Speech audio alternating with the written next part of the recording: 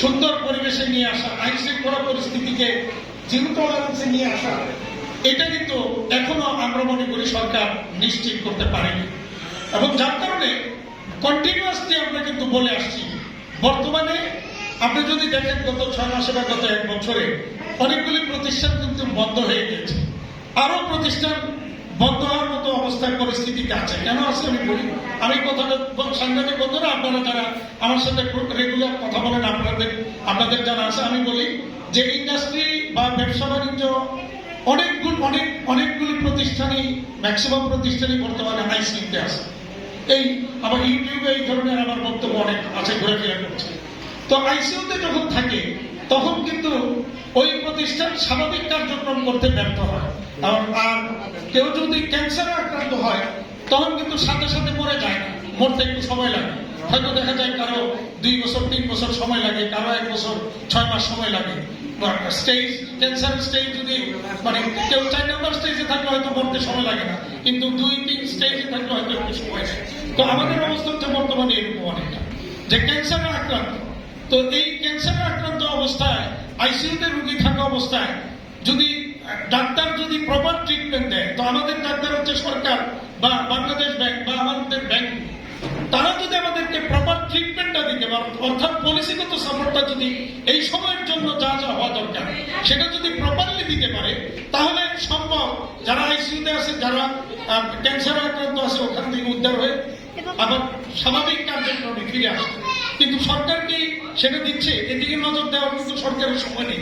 বরঞ্চ বাংলাদেশ ব্যাংক একটার পর একটা পলিসি দিচ্ছে, যেই পলিসিতে এই ইন্ডাস্ট্রিগুলিকে, ব্যবসা বাণিজ্যকে গলা টিপে হত্যা করে ফেলা হয়। আপনি কি শুনতে পাচ্ছেন নাকি?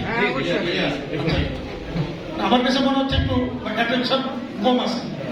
আচ্ছা, তো এখন যেমন আমি যদি উদাহরণ দিই, আপনারা জানেন একটা তো আমরা অনেকদিন যাবত বলতেছি যে ঋণ ক্লাসিফিকেশনের যে বাংলাদেশ ব্যাংক যেটা সার্কুলার দিয়েছে, এইটা কোনোভাবেই বর্তমান সময়ের জন্য, বর্তমান প্রেক্ষাপটে সময় উপযোগী নয়। এটাকে হ্যাঁ ওয়ার্ল্ডের বেস্ট প্র্যাকটিস ওনারা যেটা বলছেন আমরা একমত, আমরা দ্বিমত পোষণ করি না। বাংলাদেশ ব্যাংকের নতুন যিনি গভর্নর, উনি অত্যন্ত ভালো মানুষ এবং অর্থনীতিটা খুব ভালো বোঝেন। তো আমার মনে হয় বাস্তবতার সাথে যদি মিলে, বাস্তবতাকে মিলিয়ে যদি কোনো সিদ্ধান্ত না নিতে ব্যর্থ হয়, তাহলে অবস্থা যা হবার তাই হবে। এবং সেই অবস্থার মধ্যে আমরা বর্তমানে আছি, যে ঋণের কিস্তি প্রতি মাসে পরিশোধ করবো, এটাই কিন্তু বাস্তব, এটাই ওয়ার্ল্ডের বেস্ট প্র্যাকটিস। কিন্তু যখন রোগী আইসিইউতে থাকে তখন কিন্তু তার পক্ষে মানে যে বেস্ট প্র্যাকটিস করার কিন্তু সময় বা সুযোগ থাকে না, তখন আগে তাকে বাঁচিয়ে তুলতে হবে, এরপরে বেস্ট প্র্যাকটিসে আমরা যাবো। একইভাবে আমরা বলি এলডিসি গ্রাজুয়েশনের প্রশ্নটা এখানে আছে। কোনোভাবেই এলডিসি গ্রাজুয়েশনে 2026 সালে যাওয়ার মতো পরিবেশ আমি একেবারে একজন ব্যবসায়ী হিসেবে চ্যালেঞ্জ দিয়ে বলতে পারি যে কোনো অবস্থাতেই সেই পরিবেশ পরিস্থিতি নেই, যেটা কয়েকদিন আগে বাণিজ্য উপদেষ্টাও এটা স্বীকার করেছেন এবং সবাই কিন্তু স্বীকার করে। কিন্তু আবারও শুনি 2026 সালে এলডিসি গ্রাজুয়েশনে যেতে হবে, না গেলে বিগত সরকার সমালোচনা করবে যে তারা এলডিসি গ্রাজুয়েশনে যাওয়ার প্রস্তুতি নিয়ে গেছিল, এই সরকার এটাকে বাতিল করেছে।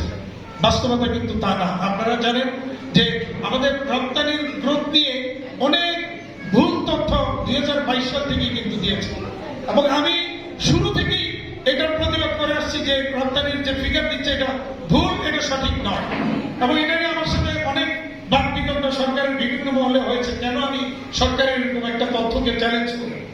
তো যে পরবর্তীতে আপনারা দেখেছেন সেটাই বাস্তব। আমি যেটা বলেছি যে এটা সঠিক নয়, এটা কিন্তু বাংলাদেশ ব্যাংক স্বীকার করেছে। তাহলে এই ভুল তথ্যের উপর ভিত্তি করে যে রোডম্যাপ তৈরি করা হয়েছিল, এই সবগুলি ভুল। নতুন সরকার আসার পরে অবশ্যই সেই সরকারের সুযোগ রয়েছে আগের সরকারের ভুল তথ্য রোডম্যাপকে বাদ দিয়ে নতুন রোডম্যাপ তৈরি করে এলডিসি গ্রাজুয়েশনের জন্য সরকার একটা নির্দিষ্ট পরিকল্পনা দিবে, এরপরে এলডিসি গ্রাজুয়েশনে যাবে, এরকম একটা আবেদন করে এলডিসি গ্রাজুয়েশন স্থগিত করার সুযোগ কিন্তু রয়েছে। কিন্তু সরকারের কাছে এই ধরনের উদ্যোগ আমরা এখনো দেখছি না। এখানে ক্যাপিটাল ফান্ড ম্যানেজমেন্টের কথা বলেছেন আপনারা। আপনারা জানেন যে আপনারা যদি বাংলাদেশ ব্যাংকের তথ্য দেখেন যে ইনভেস্টমেন্ট নতুন করে থমকে গেছে, সেখানে ইনভেস্টমেন্টের পরিমাণ অনেক কমে এসেছে, কোনো ইনভেস্টমেন্ট নাই বলতেই চলে। তো ইনভেস্টমেন্ট থাকবে কেন? আমি যদি দেখি আমি ইনভেস্টমেন্ট করে, যেমন সরকার বলছে যে কেউ যদি নতুন করে অতিরিক্ত গ্যাসের লোন নিতে চায় তাহলে তাকে 75 টাকা করে দিতে হবে। তো আমি কি ব্যবসায়ী, আমি কি 30 টাকার গ্যাস, 12 টাকার গ্যাস আমি একবার 30 টাকা দিয়ে দিতে গিয়া হিমশিম খাচ্ছি, এমনি সেটা আমি দিতে পারি না। এরপরে যদি 30 টাকার গ্যাস আমাকে 75 টাকা দিতে হয়, তাই আমার পক্ষে আর ওই ইন্ডাস্ট্রির ধারে মানে স্বপ্নে দেখাও আমার পক্ষে এটা অসম্ভব। তো যার কারণে ইনভেস্টমেন্ট এখানে হবে না। আইন শৃঙ্খলার পরিস্থিতি যা আছে তাতে এখন কেউ ইনভেস্টমেন্টের স্বপ্ন দেখে না। বাংলাদেশ ব্যাংকের পলিসি বলেন, এনবিআর এর নানা রকমের পলিসির কথা বলেন, এখানে এক ভাই বলে গেছেন এনবিআর এর পলিসির কথা, আমি সেটা পড়ে আসছি, উত্তর চলে আসবে।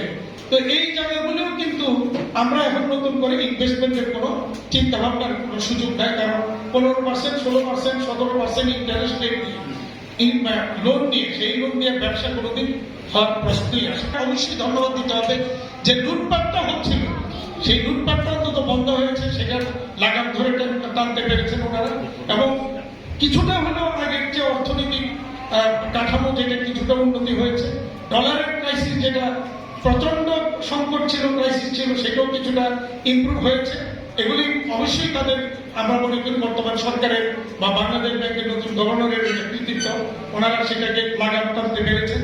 এই জায়গাটাতে আরো অনেক উন্নতির সুযোগ রয়েছে, এবং আমাদের বিশ্বাস যে এই সরকার যেভাবে কাজ করে যাচ্ছে এই জায়গাটা আরো উন্নতি হবে।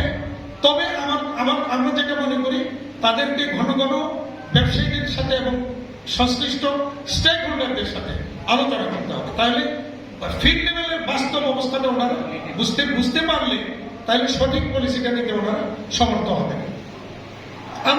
আমরা যারা ব্যবসায়ী, আমরা যারা স্টেক হোল্ডার, আমরা চাই এই সরকারকে সহযোগিতা করতে, সরকারের পাশে থেকে সরকারের যে দায়িত্ব তারা নিয়েছেন, এই দায়িত্বটা যাতে সফলভাবে সম্পন্ন করতে পারেন।